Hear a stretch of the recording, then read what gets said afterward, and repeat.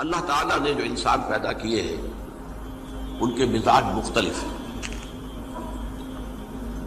ان میں کچھ لوگ ہوتے ہیں جو قوی ہوتے ہیں ارادے کے، جو فیصلہ کر لیا ڈٹ گئے. کچھ لوگوں میں وہ قوت ارادی اتنی مضبوط نہیں ہوتی، وہ ادھر ادھر سوچتے رہتے ہیں. کچھ لوگ جسمانی طور پر بہت توانا ہوتے ہیں، کچھ لوگ جسمانی طور پر پیدائشی طور پر کمزور ہوتے ہیں.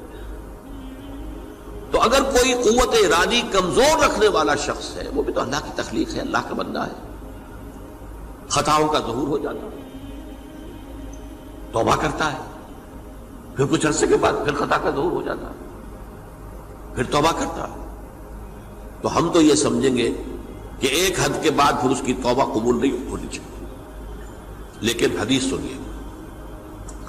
وعن ابی ہریرہ رضی اللہ تعالی عنہ قال قال رسول اللہ صلی اللہ علیہ وسلم ان عبدا اذنب ذنبا، یقیناً ایک بندہ جو ہے وہ ایک گناہ کرتا ہے. فقال، پھر وہ کہتا ہے رب، اے میرے پروردگار، اذنبت فاغفر لی، مجھ سے گناہ ہو گیا ہے، مجھے معاف فرما دے. فقال ربہ، تو پروردگار یہ کہتا ہے اعلم عبدی ان لہ ربا یغفر الذنب ویأخذ بہ، میرا یہ بندہ یہ جانتا ہے کہ اس کا ایک رب ہے جو گناہ معاف بھی کر سکتا ہے اور سزا دے بھی سکتا ہے. کیا معنی ہوئے؟ گناہ اس نے کیا ہے لیکن جانتا ہے اللہ کو کہ وہ معاف بھی فرما سکتا ہے، تبھی تو وہ اللہ سے معافی کی درخواست کر رہا ہے. اس کے اس جاننے کی بنیاد پر، اس کے اس علم کی بنیاد پر، اس کے اس ایمان کی بنیاد پر فرمایا غفرت لعبدی، میں نے اپنے بندے کو معاف کر دیا. ثم مکث ما شاء اللہ، پھر وقت گزرا جتنا کہ اللہ نے چاہا. ثم اذنب ذنبا، پھر اس سے گناہ ہو گیا. فقال رب اذنبت ذنبا فاغفر، پھر کہتا ہے پروردگار مجھ سے گناہ ہو گیا، پھر مجھے معاف فرما دے. فقال ربہ، اللہ فرماتا ہے عالم عبدی ان لہ ربا یغفر الذنب ویأخذ بہ، میرا بندہ ہے نا جو جانتا ہے کہ اس کا ایک رب ہے، ایمان باللہ اس کے اندر ہے، تبھی تو پکار رہا ہے. اور یہ بھی جانتا ہے کہ وہ گناہ معاف بھی کر سکتا ہے اور چاہے تو پکڑ بھی سکتا ہے، سزا بھی دے سکتا ہے.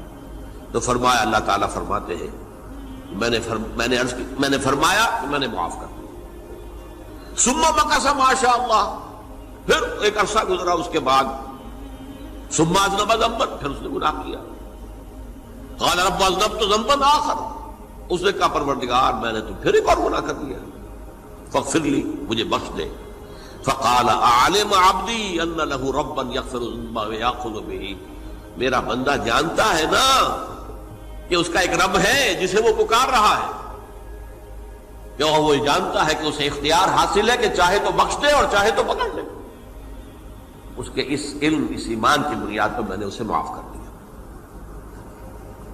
ایک اور حدیث، میں نے چونکہ اس گفتگو کے لیے ان احادیث کا تفحص کیا ہے، یہ تو بہت ہیں حدیثیں، میں نے ان میں سے کچھ چنی ہیں. ہمارے بعض واعظ ناصح وہ بھی کسی شخص کو روکتے رہے، برائیوں سے روکتے رہے، نہیں رکتا تو کہیں غصے میں آ کے اللہ تجھے کبھی معاف نہیں کرے گا. یہ کتنا بڑا جرم ہے، اس کا اندازہ کیجئے اس حدیث سے. تم میرے بندے کو میری رحمت سے مایوس کر رہے ہیں،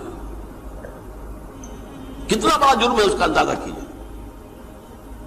یہ مسلم شریف کی روایت ہے عن جندب، حضرت جندب رضی اللہ تعالی عنہ سے، ان رسول اللہ صلی اللہ علیہ وسلم حدث، کہ اللہ کے رسول صلی اللہ علیہ وسلم نے ایک واقعہ بیان کیا. ان رجلا قال، کہ ایک شخص نے یہ کہا واللہ لا یغفر اللہ لفلان، کہ خدا کی قسم اللہ تعالیٰ فلاں شخص کو کبھی معاف نہیں کرے گا. وَأَنَّ اللَّهَ تَعَالَى قَالَ، اس پر اللہ تعالیٰ نے یہ فرمایا منزل نزیت اللہ علیہ، یہ کون ہے جو میرے اوپر حکومت کرنے والا آ گیا، جو میری طرف سے حکم لگا رہا کہ میں کبھی معاف نہیں کروں گا؟ منزل نزی، کون ہے وہ شخص؟ الذی اللہ علیہ انی لا اغفر لفلان، کہ میں فلاں شخص کو کبھی معاف نہیں کروں گا، قد غفرت لفلان، اس کو تو میں نے معاف کر دیا، واحبطت عملہ، اس شخص کے تمام اعمال میں نے ضائع کر دیے کہ تم نے میرے بندے کو مایوس کیا۔ یہ ہے جرم کی انکار۔ تو توبہ کی دعوت دیتے رہو، توبہ کے لیے لوگوں کو آمادہ کرتے رہو، توبہ جو ہے اس کے لیے ترغیب دیتے رہو، اللہ تعالیٰ معاف فرمانے والا۔ اب آخری حدیث سنا رہا ہوں، یہ تو بہت ہی عجیب حدیث ہے اور متفق علیہ، یہ بخاری اور مسلم دونوں میں۔ حضرت ابو سعید الخدری رضی اللہ تعالی عنہ جو ہے وہ اس کے راوی ہیں۔ حضور نے فرمایا کانا فی من کانا قبلکم رجل قتل 99 نفسا، تم سے پہلے جو امت تھی بنی اسرائیل، گویا کہ ان کا ذکر ہے، اس میں ایک آدمی ایسا تھا جس نے 99 قتل کیے تھے۔ اب آپ اندازہ کیجئے کتنا بڑا گناہ کبیرہ ہے قتل۔ قرآن مجید میں آتا ہے وَكَأَنَّمَا قَتَلَ النَّاسَ جَمِيعًا، اگر ایک انسان کو بھی ناحق قتل کر دیا گیا تو یہ ایسی ہے گویا کہ اس نے پوری نوع انسانی کو قتل کر دیا، اس نے 99 قتل کیے۔ فَهَلْ لَهُ مِن تَوْبَةٍ، پھر اس کے بعد یہ ہوا کہ اس کے اندر توبہ کا جذبہ پیدا ہوا۔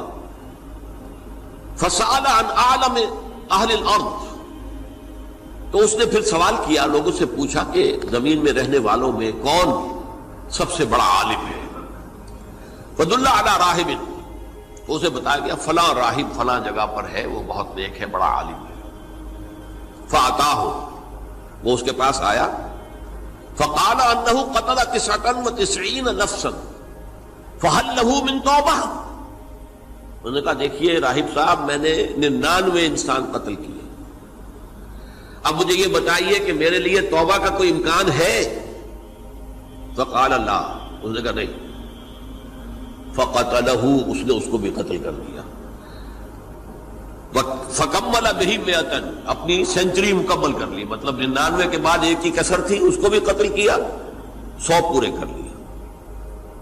ثم سأل عن عالم اہل الارض، پھر اس نے پوچھا کوئی اور کوئی بڑے عالم انسان ہو۔ فدل علی رجل عالم، پھر اس کی رہنمائی کی گئی ایک بڑے عالم شخص کی طرف۔ فقال انہ قتل 100 نفس، تو اس نے وہاں جا کر کہا کہ میں 100 انسان ہلاک کر چکا ہوں، قتل کر چکا ہوں۔ فہل لہ من توبہ، میرے لیے توبہ کا کوئی امکان ہے؟ فقال نعم، کہا کیوں نہیں، 100 قتل کیے تب بھی کیا ہے، توبہ کا راستہ دروازہ کھلا ہوا، ما لم یغرغر، جب تک کہ وہ گھنگرو نہیں بج رہا اس وقت تک تمہارے توبہ کا دروازہ کھلا ہوا ہے۔ فرمایا نعم، ومن یحول بینہ وبین التوبہ، تمہاری توبہ کے درمیان اور تمہارے درمیان کون حائل ہو سکتا ہے، توبہ کا دروازہ کھلا ہے۔ لیکن ساتھ ہی کہا انطلق الی ارض کذا و کذا، اب تم ایسے کرو جہاں تم رہتے ہو وہاں نہ جاؤ واپس، وہاں کا ماحول اچھا نہیں ہے، معاشرہ اچھا نہیں ہے، ہو سکتا ہے کہ تم توبہ پر قائم نہ رہ سکو، تم فلاں جگہ چلے جاؤ، وہاں اچھے لوگ آباد ہیں، ان میں جا کر رہو۔ فإن بها أناسا يعبدون اللہ تعالی، وہاں ایسے لوگ آباد ہیں جو اللہ کی بندگی کرتے ہیں۔ فاعبد اللہ معہم، تو تم ان کے ساتھ مل کر اللہ کی بندگی اور پرستش کرو۔ ولا ترجع الی ارضک، اپنی زمین کی طرف اپنے وطن میں واپس بن جاؤ۔ فإنها ارض سوء، وہ بری جگہ ہے۔ فانطلقا، تو وہ چل پڑا، ہجرت کر رہا ہے، اس جگہ جا رہا ہے جہاں کا راہب نے بتایا تھا۔ حتی اذا نصف الطریق، جب آدھا راستہ اس نے پورا کر لیا، اتاہ الموت، موت آ گئی۔ فاختصمت فیہ ملائکۃ الرحمت و ملائکۃ العذاب، اب وہ جہنم کے فرشتے بھی آ گئے اس کی جان قبض کرنے کو، اور جنت کے بھی آ گئے۔ فقالت ملائکۃ الرحمہ، رحمت والے جو فرشتے ہیں جنت والے، انہوں نے کہا جا تائبا مقبلا بقلبہ اللہ تعالی، یہ شخص توبہ کر کے اللہ تعالیٰ کی طرف ہجرت کر رہا تھا، اس لیے اس کی نیت کی بنیاد پر اب یہ جنتی ہے، لہذا اس کی روح ہم قبض کریں۔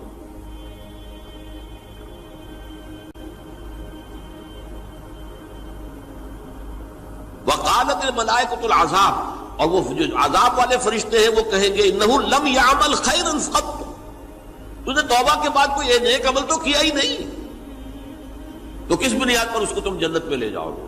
اس کو تو دوزخ میں جانا چاہیے۔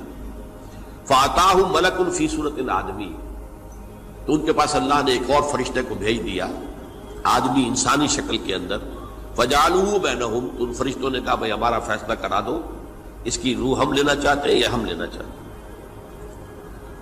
انہیں حکم بنا دیا۔ فقال قیسوا ما بین الارضین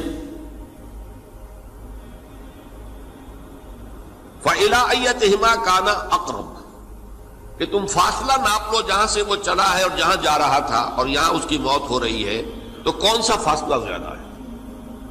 جب ناپا گیا، بلکہ ایک حدیث میں آتا ہے کہ اس پر اللہ نے زمین کو جو ہے حکم دے دیا، ایک طرف والی زمین تو سکڑ جا، دوسری والی جو ہے تو پھیل جا، تاکہ وہ جو جدھر جو جا رہا تھا وہ زیادہ قریب ہو جائے بنسبت اس کے کہ جہاں سے وہ چلا تھا۔ تو اس فیصلے پر پھر جو فرشتے تھے جو کہ رحمت کے فرشتے تھے وہ اس بندے کو لے گئے جنت کے اندر۔ یہ ہے توبہ کی عظمت اور اس کی تاثیر۔